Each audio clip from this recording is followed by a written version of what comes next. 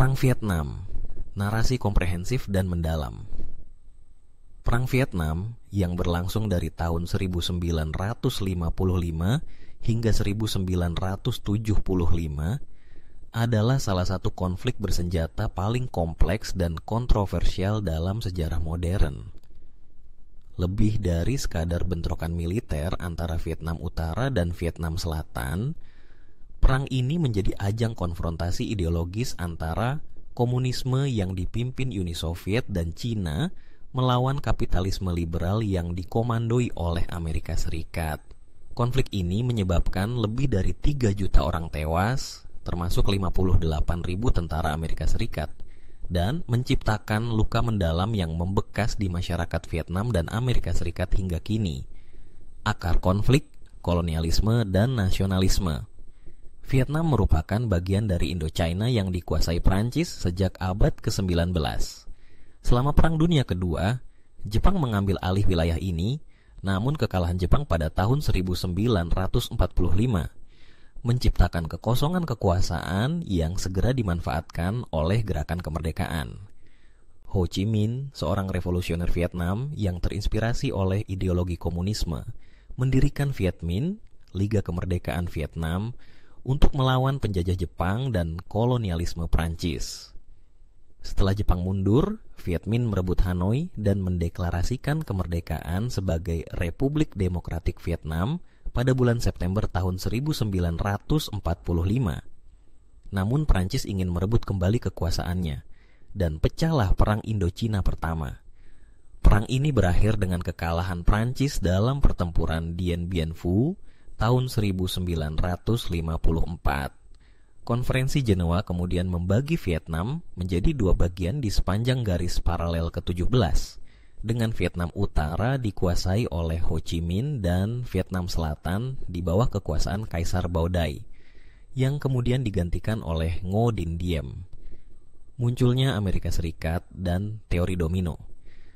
Amerika Serikat mulai terlibat secara aktif karena kekhawatiran akan penyebaran komunisme, terutama melalui teori domino, yang menyatakan bahwa jatuhnya satu negara ke tangan komunisme akan menyebabkan negara-negara tetangga turut terjatuh. Amerika Serikat memberikan dukungan besar kepada pemerintah Vietnam Selatan di bawah Ngo Dinh Diem, seorang pemimpin Katolik yang otoriter dan tidak populer di kalangan mayoritas penduduk Buddha. Dia menjalankan pemerintahan represif, menangkap dan menyiksa lawan politik, yang mendorong terbentuknya perlawanan gerilya dari kelompok yang disebut Viet Cong. Pada tahun 1960, para penentang rezim, baik yang komunis maupun non-komunis, membentuk Front Pembebasan Nasional, NLF.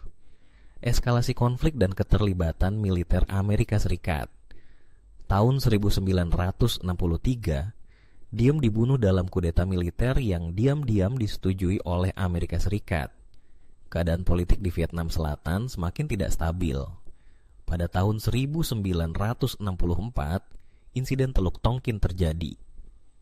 2 kapal perusahaan Amerika Serikat diduga diserang oleh kapal Vietnam Utara. Presiden Lyndon B. Johnson menggunakan insiden ini untuk memperoleh izin dari Kongres, Resolusi Teluk Tonkin, guna meningkatkan keterlibatan militer secara drastis. Pada tahun 1965, pasukan tempur Amerika Serikat pertama kali dikirim ke Vietnam, dan jumlahnya melonjak hingga lebih dari 500.000 pada puncaknya di tahun 1969. Strategi militer Amerika Serikat berfokus pada search and destroy dan kampanye pengeboman besar-besaran seperti Operasi Rolling Thunder. Namun, taktik ini seringkali gagal karena Viet Cong menggunakan strategi gerilya dan memiliki jaringan logistik yang kuat melalui jalur Ho Chi Minh. Serangan Tet dan perubahan opini publik tahun 1968 menjadi titik balik penting dalam Perang Vietnam. Pada tanggal 31 Januari, pasukan Viet Cong dan Vietnam Utara meluncurkan serangan Tet, serangan besar-besaran ke lebih dari 100 kota di Vietnam Selatan. Meskipun serangan ini berhasil dipatahkan secara militer, dampaknya terhadap opini publik Amerika Serikat sangat besar. Gambar-gambar brutal dari perang yang ditayangkan di televisi mengguncang warga Amerika Serikat.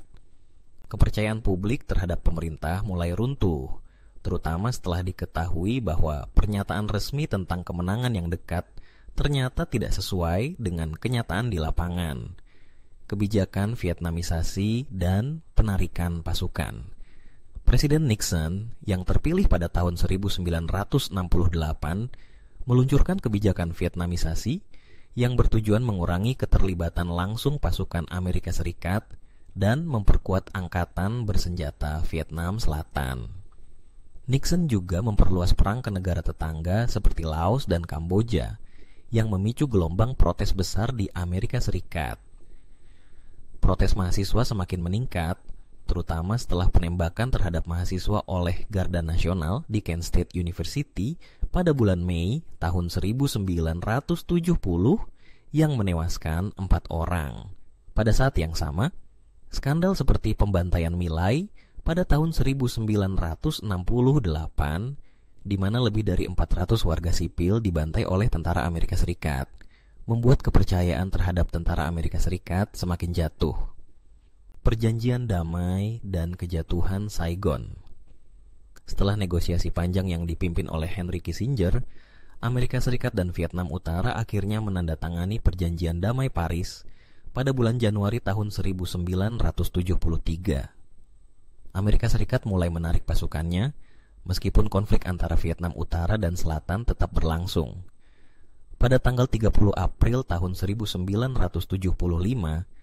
pasukan Vietnam Utara merebut ibu kota Saigon. Pemerintahan Vietnam Selatan runtuh dan negara ini disatukan di bawah Republik Sosialis Vietnam. Kota Saigon kemudian diubah namanya menjadi Ho Chi Minh City. Dampak jangka panjang. Perang Vietnam meninggalkan jejak yang dalam baik di Vietnam maupun Amerika Serikat. Di Vietnam, infrastruktur hancur, jutaan orang menjadi pengungsi, dan lahan-lahan pertanian rusak akibat penggunaan bahan kimia seperti Agent Orange. Di Amerika Serikat, perang ini menimbulkan trauma psikologis dan membelah opini publik. Banyak veteran mengalami PTSD, dan sejumlah besar warga Amerika Serikat menjadi skeptis terhadap kebijakan luar negeri pemerintah. Baru pada tahun 1990-an hubungan diplomatik antara kedua negara mulai membaik, dan sejak saat itu Vietnam mengalami pertumbuhan ekonomi melalui reformasi pasar dan investasi asing. Kesimpulannya, Perang Vietnam adalah simbol dari batas-batas intervensi militer, dampak ideologi terhadap kebijakan luar negeri, dan pentingnya transparansi pemerintah. Ini adalah pelajaran sejarah yang harus terus dikenang agar tidak terulang kembali.